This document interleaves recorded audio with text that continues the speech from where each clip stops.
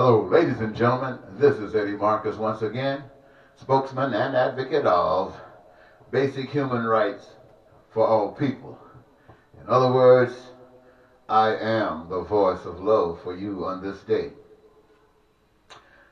Well, the American people found out last night and today that though they had been looking for Mullen in his investigation to be their savior, they found out today that he is not their savior. And I hope they recognize, but I don't think they do, that if there's going to be any saving, it's going to be in them saving themselves. All along they knew that this president was an evil man led by an evil spirit. And they allowed him to stand before the American public and preach to the American public, those especially that hoped in him, that believed in him, and were exactly like him, to be fed that propaganda, to be fed that measure of evilness that came through his mouth for 2.5 years. And rather than they standing up for what was proper, at the moment he started exposing himself, they waited on a savior, a fake savior, like most people are waiting on today, a fake savior. Many of you might ask, well, why didn't they do anything? Truth of the matter is because they are not a savior. They had nothing to offer. And so they find themselves today having to step forward as they had hoped Mullen would do. And ladies and gentlemen, I'm here today to tell you that for those of you who got ears to hear, that this message about them being savior is not true. Well, you know, I got some notes here. I don't want to waste your time repeating myself. And my glasses, but the ones that I can see better through, I think my better half went to church with them. And so I'm going to have to use a pair that is not as good as the ones that have been gone. And I guess you know that if I had a prompter, I would be able to read to you better, but under the circumstances, I can still read, and I might have to struggle here and there, but I want you to bear with me because this is not a waste of time. I want to start by saying, why do people avoid the solutions? Many of them believe there's a heaven to go to if they don't rock the boat. Though they may have to endure great atrocities, they will be able to see their relatives in heaven after they get there. This is the same kind of fakeism that the Catholic Church used to use, selling indulgences, telling people if they pay money, they can get their relatives that have gone to hell based upon the kind of lifestyle they lived, they can get them out by buying and paying money. Same thing. Don't do anything. Just don't rock the boat. Now, many believe in reincarnation. They will be given more time to get it right. Some believe it's over. It's a big nothingness, while still others see it as a blob of consciousness, a big blob of consciousness. But no one really knows. Every lie thinkable is to keep you inactive. Many want to ride on the religiousness of church, which is big business unknowingly for some. They look for a building, a group of converts believing in their interpretation of the scriptures and are willing to work and share their earnings to maintain the building, to support the leader, and do some philanthropic activities while doing nothing to fix the problems. No one wants to accept the fact that humans created this hell, and humans are going to have to fix it. Their indoctrination will not allow them to believe They have the power to create out of this hell heaven. So what is one to do? Do what each one must do. Diligently search for truth for themselves. Walk according to that truth and strip off that part that is fake and move on. The pure in heart will receive the truth, a truth no one can condemn, as well as a truth that is above shame. Now, things and people that have been condemned through the system, we have women who have been reduced to sex toys, prostitution, and homosexuality. I guess you can apply that to women being with women. And men, sex toys, prostitution, and homosexuality, men being with men.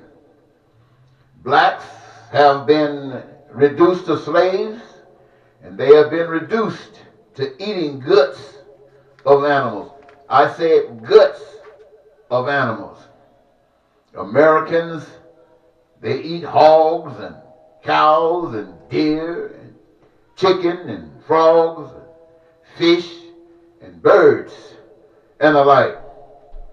While many Asians, many of them eat the same as Americans when available, including snakes and monkeys and cats and dogs, some for which Americans say they will never touch, but reduced to the hardships that some Asians have been reduced to. They would see a hog, they would see a cow and a dog as extraordinary cuisine. Still, some groups eat lions and elephants, alligators and crocs. Some even eat people. All this, my friends, humans have done rather than accept the reality that another power created, my friends, not a human, established this we call earth and stored in its cracks and crevices everything that humans would need to create, simply by respecting one another as they want their Creator to respect them. In totality, here's the truth hard to accept. Those will stand up for truth, but won't talk. Let me say that again, ladies and gentlemen. This is the part I was telling you about. Those that will stand up for truth, but won't take a life to defend truth. For truth is its own defense. Now, what am I saying to you, ladies and gentlemen? I'm saying to you that since the beginning of time, since the first lie, since the first one decided to walk away from life, walk away from truth, up until this present day, men have tried everything except a return to the truth. And the return means that they have been absent of the truth so long they do not know the truth. That big deception is still in play. So you got people trying everything. Every kind of denomination you can imagine exists. And every last one of them think that they are right.